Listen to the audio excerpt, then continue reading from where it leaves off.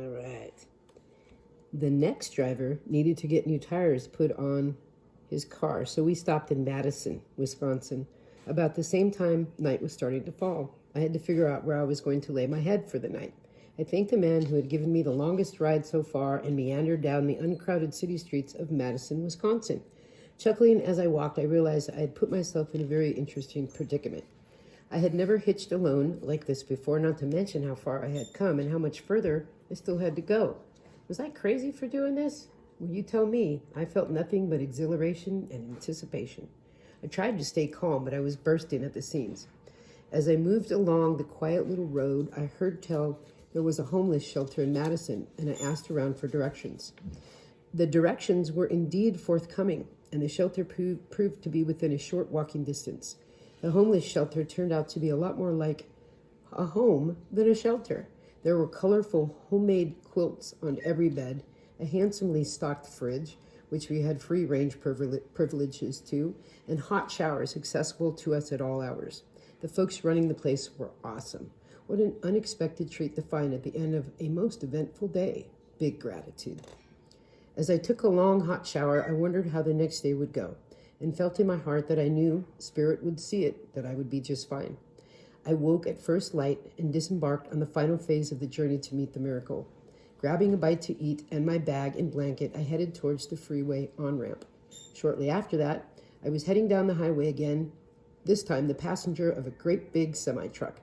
Within a few hours, I was standing at a gas station in Janesville, Wisconsin. I stopped a moment to reflect on the fact I had accomplished what I had set out to do. I had made it safely to Janesville, Wisconsin, with only Spirit to guide me. My next challenge was that the farm that Miracle was on was still 11 long miles away.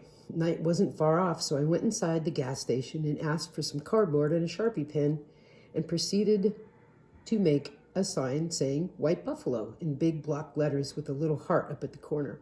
I thanked the attendants for their help and directions to the farm and headed out to the street corner.